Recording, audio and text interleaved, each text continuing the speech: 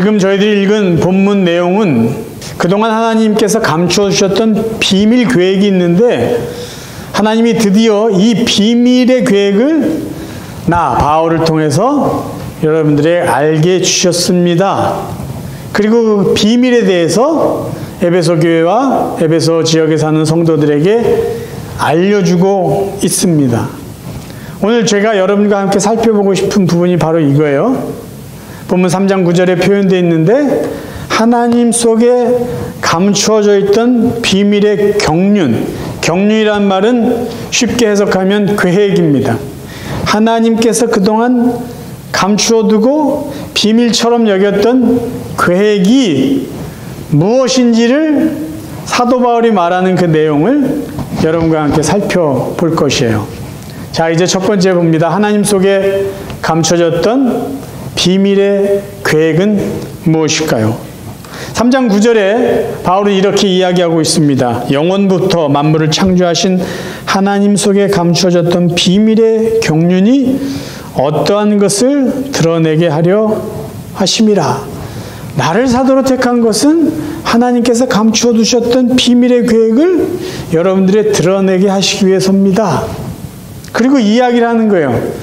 여러분, 하나님께서 바울을 통해서 드러내 주신 비밀의 계획이 뭘까요? 그것은 다름 아닌 하나님께서는 이방 사람들 여러분 모두를 구원하시려고 계획하셨고 이방인 여러분들을 구원하셨습니다 라는 사실이에요. 바울은 3장을 이야기하면서 자꾸 비밀이라는 단어를 사용해요. 먼저 3장 4절에 보면 이것을 읽으면 먼저 보낸 어떤 서신이에요. 내가 그리스도의 비밀을 깨달은 것을 너희가 알 수 있으리라. 그리고 그 비밀, 여러분들에게 알게 해준 하나님의 비밀의 계획이 무엇인지를 3장 6절에서 아주 구체적으로 표현해 주고 있어요. 그 비밀은 이는 이방인들이 복음으로 말미암아 그리스도 안에서 함께 상속자가 되고 함께 지체가 되고 함께 약속에 참여하는 자가 됨이라. 누구랑 함께죠? 유대인과 함께. 하나님이 미리 선택하셨던 그들과 함께 복음으로 말미암아 이방인들 역시 그리스도 예수 안에서 예수 때문에 예수에 의해서 유대인들과 함께 하나님 나라의 상속자가 되고 유대인들과 함께 그리스도의 지체가 되고 유대인들과 함께 하나님의 약속에 참여하는 자가 되게 해 주신 겁니다. 이게 바로 하나님이 그동안 감추시고 비밀스럽게 계획해 놓으셨던 그 은혜의 이야기입니다. 이것을 하나님은 바울에게 말씀하기 전에 아나니아라는 선지자에게 먼저 말씀을 해 주십니다. 사도행전 9장에 보면 하나님께서 부활하신 예수님을 바울과 만나게 해주세요. 근데 예수님이 너무 밝은 빛으로 바울을 만나니까 그때 이름을 사울로 사용했죠. 사울을 만나주시니까 사울이 눈이 잠시 멉니다. 그러니까 눈이 멀 상태로 있을 때 하나님께서 그 지역에 살고 있는 아나니아라는 선지자에게 사울에게 가서 걔에게 안수 기도를 해주라고 이야기를 하세요. 근데 그때 아나니아에게 이런 말씀을 하십니다. 9장 15절이에요. 주께서 이르시되 가라. 이 사람은 내 이름을 이방인과 임금들과 이스라엘 자손들에게 전하기 위하여 택한 나의 그릇이라. 그러니까 저 사울을 내가 선택한 이유는 이방인들에게 복음을 전하게 하기 위해서라고 이야기를 해주고 있어요. 나중에 바울은 그것을 다 알아요. 그래서 그가 갈라디아에서 나는 하나님께서 이방 사람들 위해서 사용하시는 사도다라고 고백을 합니다. 갈라디아 2장 8절입니다. 베드로에게 역사하사 그를 할례자의 사도로 삼으시니가 또한 내게 역사하사 나를 이방인의 사도로 삼으셨느니라. 베드로는 할례자, 유대인들을 위한 사도로 사용하셨습니다. 그리고 저는 이방인을 위한 복음의 사도로 저를 사용하셨습니다라는 말이에요. 그러면 하나님께서 이방인의 구원을 위해서 무엇을 계획하시고 어떤 약속을 하시고 그 약속과 계획을 어떤 방법으로 실현하셨는지 살펴보겠습니다. 하나님께서는요, 이방인을 구원하시겠다는 그 계획과 약속을 아주 오래전에 어떤 사람에게 약속을 하셨어요. 그 사람이 누구냐면요, 아브라함이에요. 그래서 이걸 신약적으로 아브라함의 언약이라고 표현을 합니다. 아브라함믹 카비넌트 이렇게 표현을 하는데요. 그 내용은 창세기 12장 1절부터 기록이 되어 있어요. 제가 읽어드리겠습니다. 아브라함의 언약이요. 여호와께서 아브라함에게 이르시되 내가 너로 큰 민족을 이루고 내게 복을 주어 내 이름을 창대하게 하리니 너는 복이 될지라.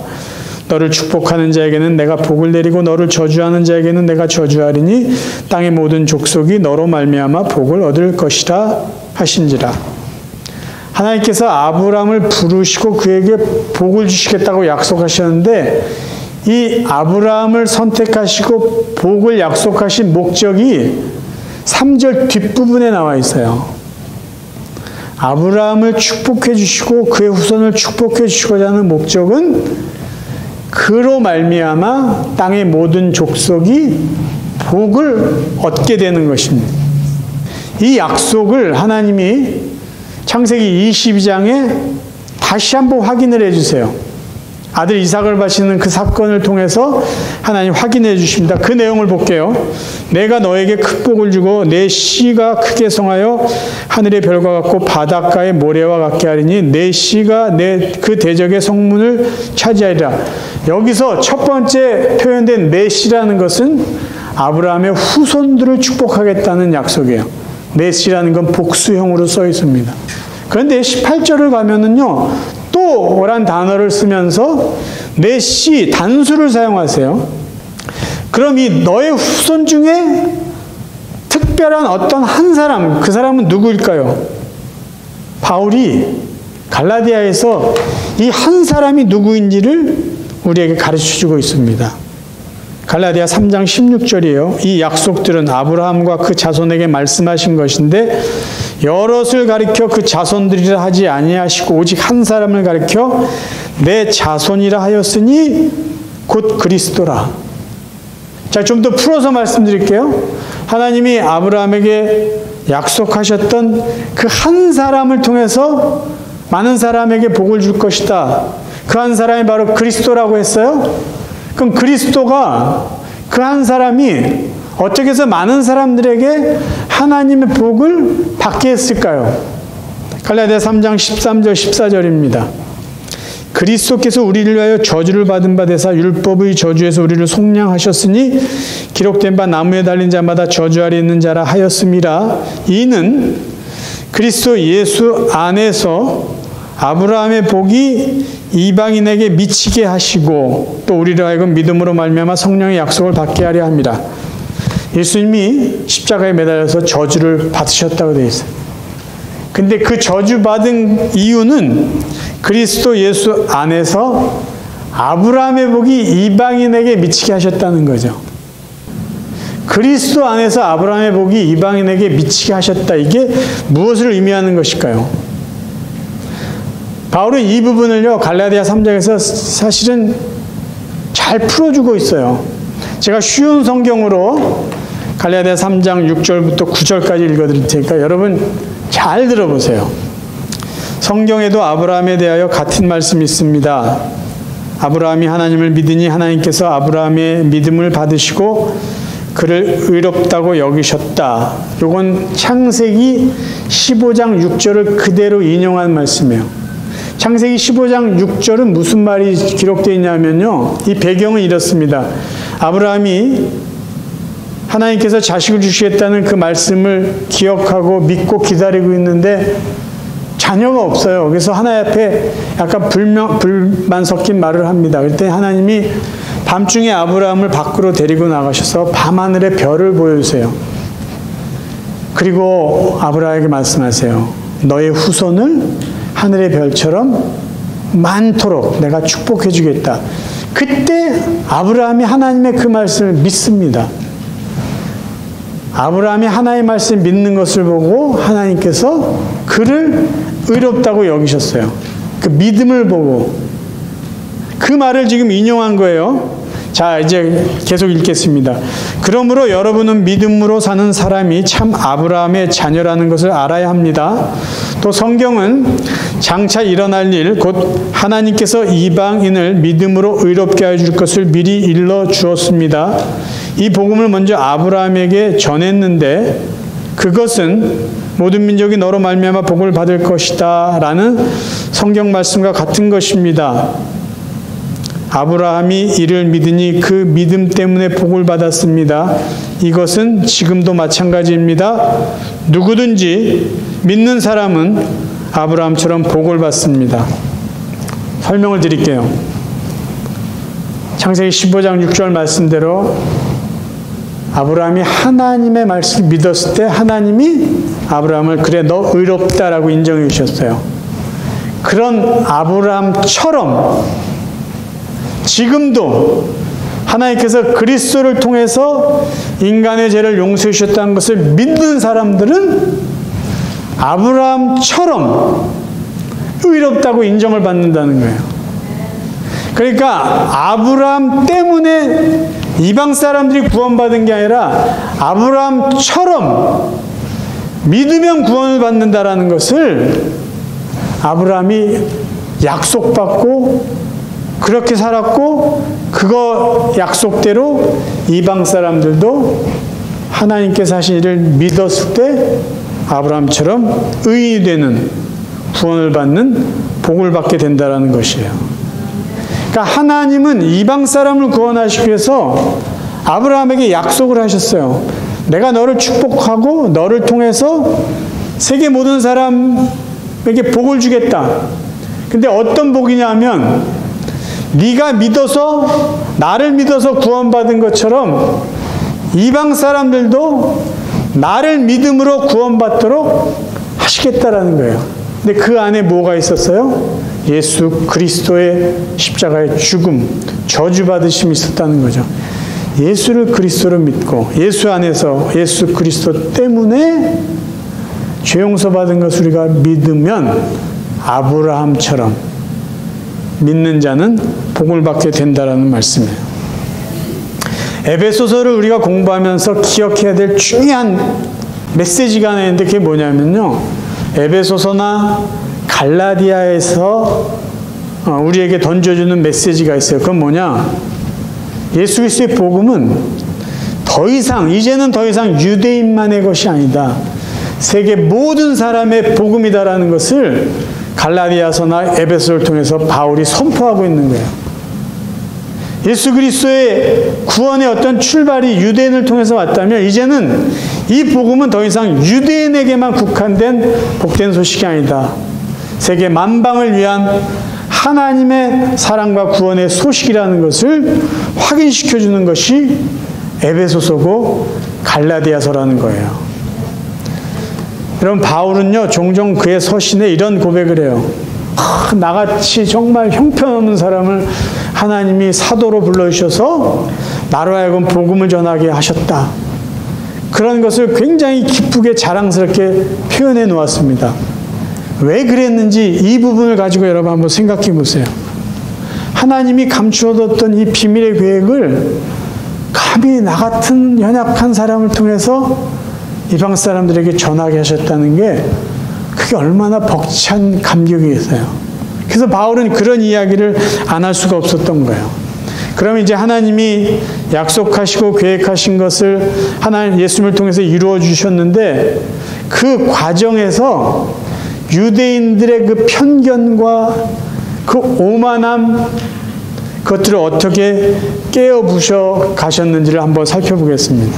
유대인들은요 그들만이 가지고 있었던 착각과 편견과 교만한 마음이 있었어요. 그게 뭐냐면 창조주 하나님은 유대인만을 위한 하나님이라는 거죠.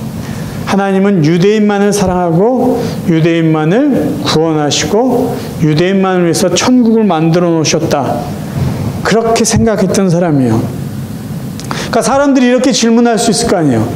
아니 그럼 왜 하나님은 이 세상에 유대인 말고 다른 많은 인종들을 이 세상에서 살게 하셨을까? 그럼 유대인들은 뭐라고 대답하는지 아세요? 아, 그 이유는 유대인들이 천국 가실 때 이 이방 사람들을 지옥의 땔감으로 사용하기 위해서 이방인들을 세상에 태어나 살게 하셨다. 그렇게 교만하게 생각했던 사람들이에요. 그래서 유대인들이 이방 사람을 보면요, 정말 무시하고 하나님께 저주받은 사람들이라고 생각을 합니다. 그런데 하나님이 계획하셨던 비밀스러운 그 하나님의 계획은 뭐라고요? 이방인도 유대인도 다 함께 하나님의 자녀로 하나님 나라의 상속자가 되게 해주신 거였어요. 유대인 중에 이제 예수를 믿고 하나님께서 이방인도 구원하신다는 것을 이렇게 실감을 하면서 그러면서도 유대인들이 버리지 못하는 교만한 마음이 뭐였냐면, 그래 하나님이 이방인 당신들도 사랑하셨어. 그런데 구원을 받으려면 유대인처럼 살아야 돼 라고 말을 합니다. 당신들도 유대인처럼 돼야지 구원 받을 수 있어. 그래서 그들이 주장한 게 뭐예요? 유대인처럼 할례를 행해야 돼. 유대인처럼 율법을 지켜야 돼. 유대인처럼 먹을 것을 먹고 먹지 말아야 될 걸 말아야 돼. 이런 식으로 계속 주장을 했어요. 그런 유대인의 편견을 하나님이 어떻게 깨어 부술까요? 유대인은 참 교만한 사람이에요.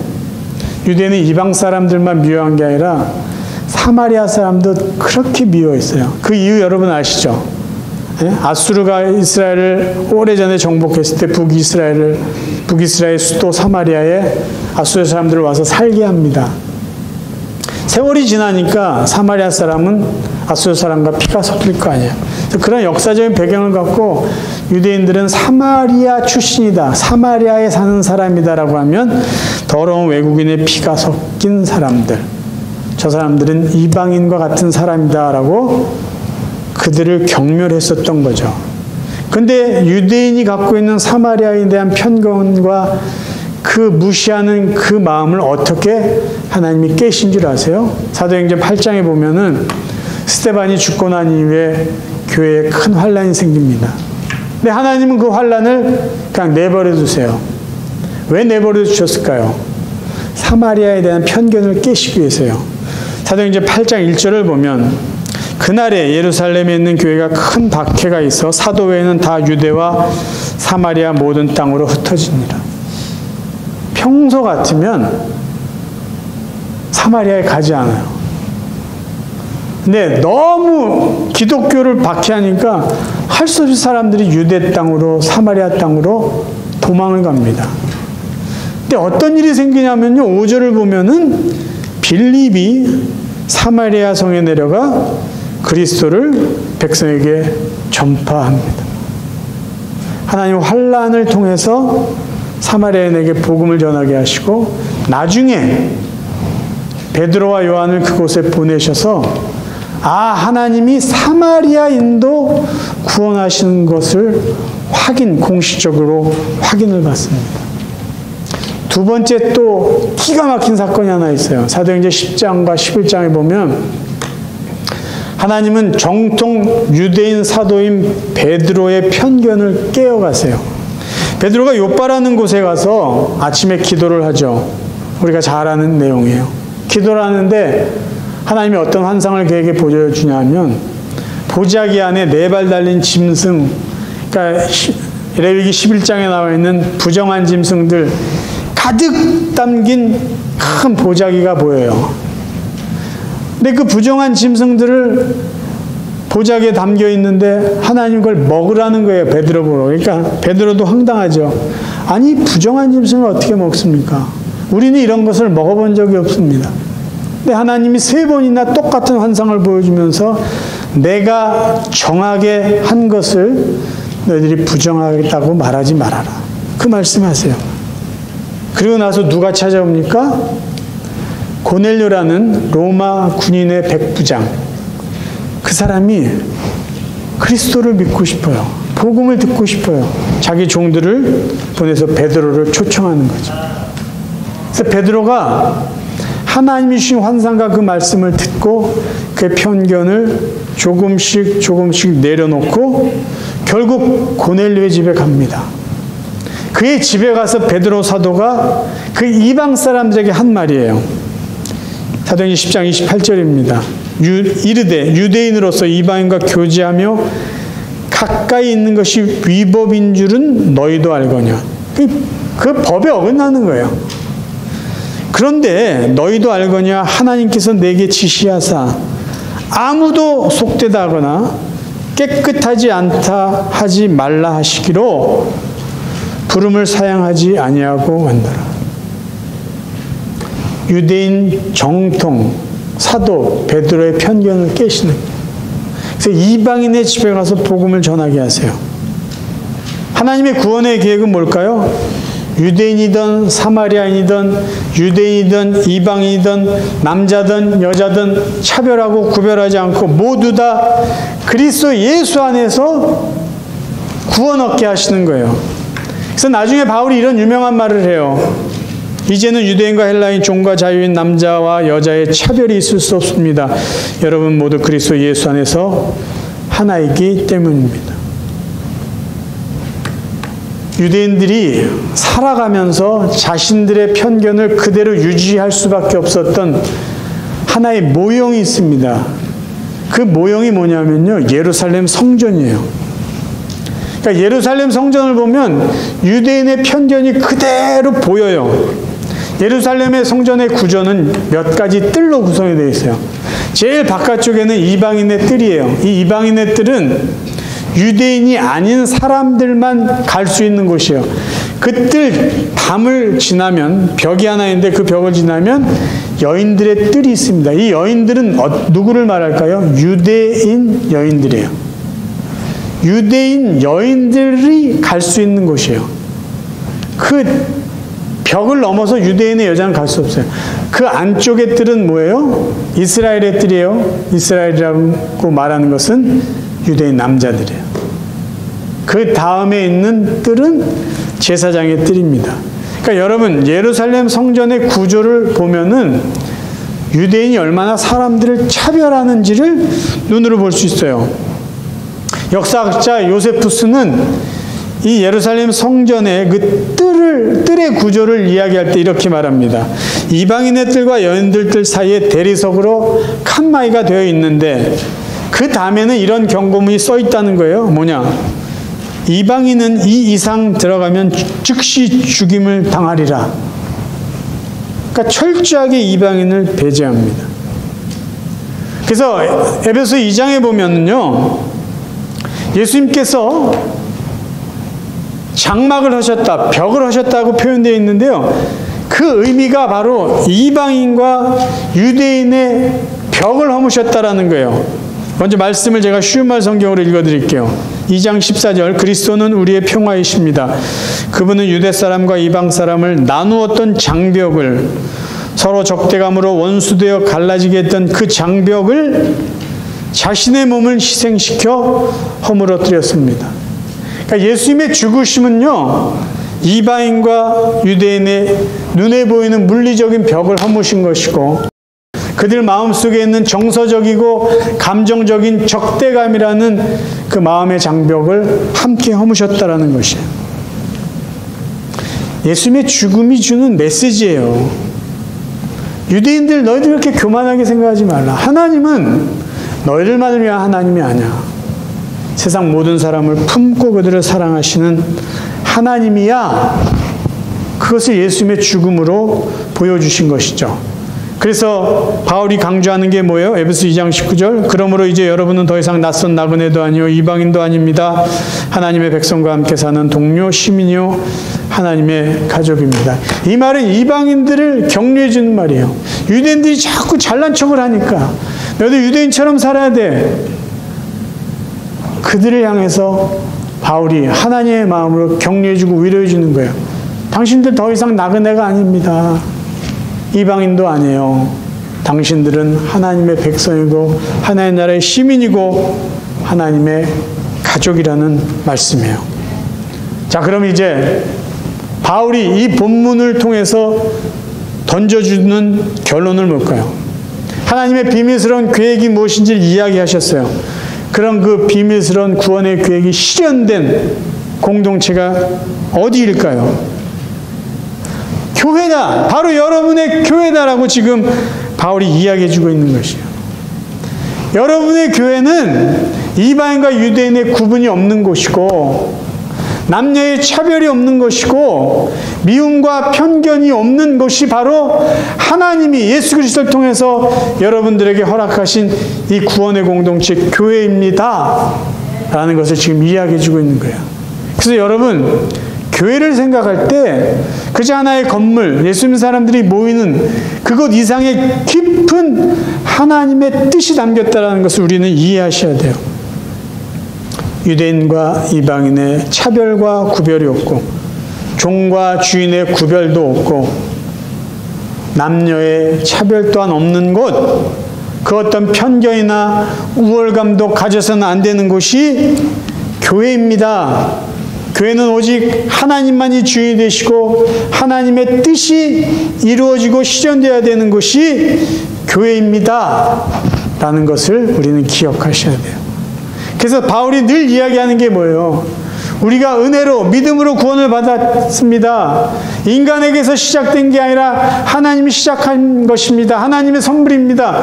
그래서 그 누구도 자랑할 게 없습니다. 그런데 왜 교회 와서 자꾸 자랑하려고 하고 학벌을 따지고 지역을 따지고 왜 그렇습니까?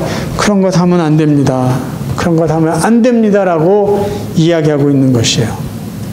그럼에도 우리의 삶의 현장은 마음 아픈 현실이에요. 지금 중동은 난리 아니에요. 하마스의 제1인자 한이엔가요? 그 사람을 이스라엘에서 피격하고 피살했다는 것 때문에 뉴스를 보니까 10일이나 13일 공격을, 보복을 할 거다라고 지금 선전포고를 하고 있대요. 세상은 전쟁이 끊이질 않고 있어요. 너 유대인이야? 너 아랍이냐? 그러고 싸워요.